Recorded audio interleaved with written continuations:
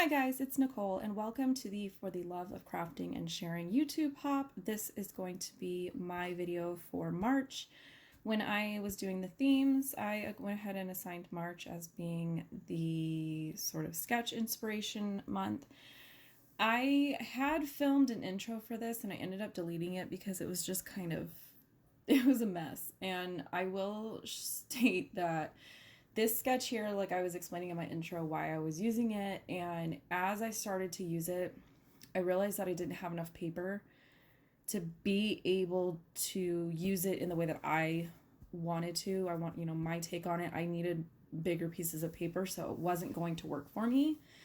And I had already printed my photos, so I just went back to scrapbookgeneration.com. I went to their free sketch area and I just kind of went through and looked at the little thumbnail of the different sketches and tried to figure out which one I thought would work. I did reach out to a couple of friends. A good friend Stephanie was able to kind of help me cull through some of them and be able to find something that was going to work. And it was mostly like, if you guys have watched the other 8 videos with this series, you guys know that I'm struggling to find uses for some of these bigger icons in this So Happy Together collection from Simple Stories. And it's mostly these super big houses, there's chairs, and then like what I would think of as being kind of weird to kind of decorate a scrapbook page. And it's things like lamps and plants and things that would be cute like in your house, but not necessarily cute on a layout, I guess, in my mind. And I think that that's just a personal style and personal preference, kind of like how some people like skinny jeans and some people like wide leg jeans. Like you like what you like and you don't need a rhyme or a reason for it. So as I was working on this, I quickly figured out that that sketch wasn't going to work for me, so I had to go back and find another one, and I was able to find one that I knew I would be able to kind of work with.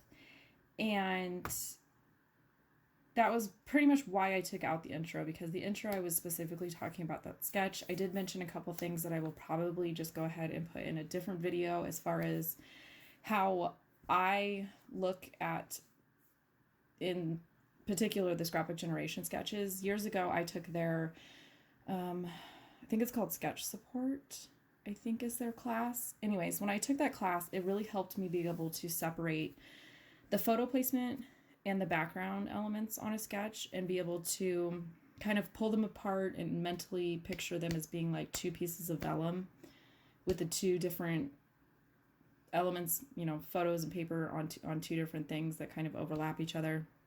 And it helps me be able to mentally separate them and be able to rotate, omit, add different parts of that. It just, for whatever reason, that specific class really, really helped me as far as taking sketches and not following them specifically and then just kind of not loving the end result. It really helped me look at sketches and be able to kind of go my own way.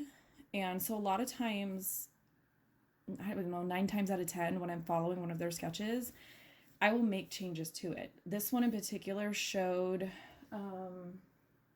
it's already buried on my desk. I think it's like 4x4 little grid where some of them are photos, some of them are paper, stuff's layered on top.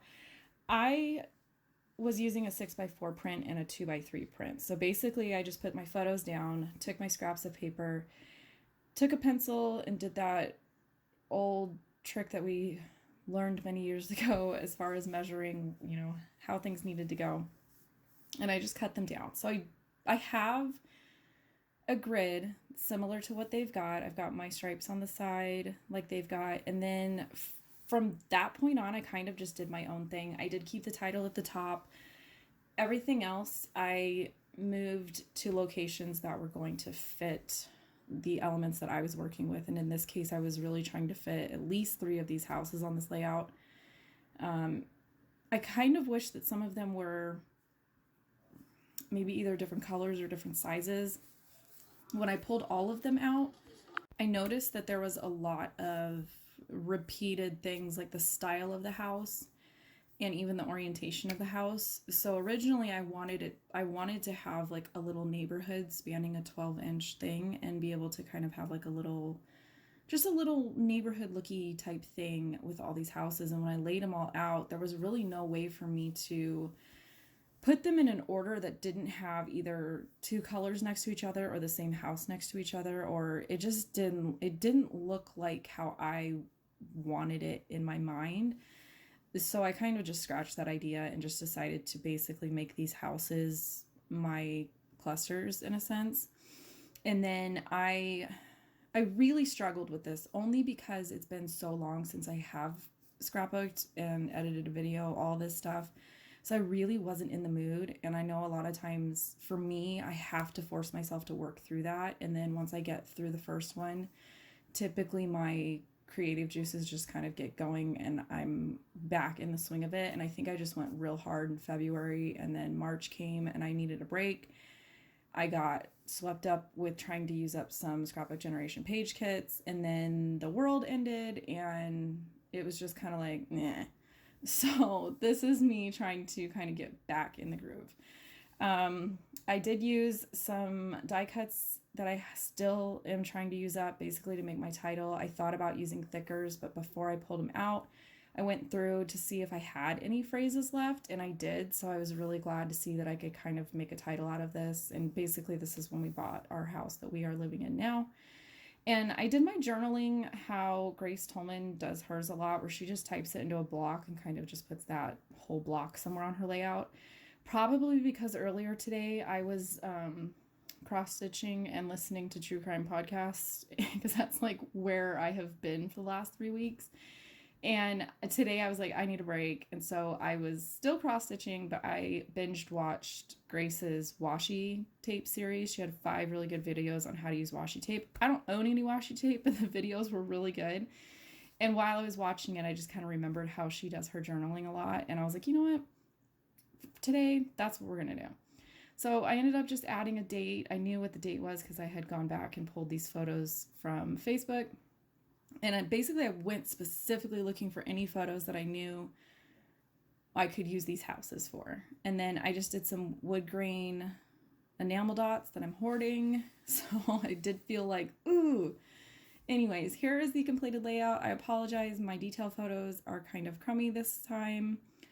But again, I appreciate you guys stopping by. I love being able to chat with you guys in the comments. And please, please, please make sure you click the show more below to expand the entire description box so you can see all the other videos, any links of things that I'm talking about in here, and basically any additional information.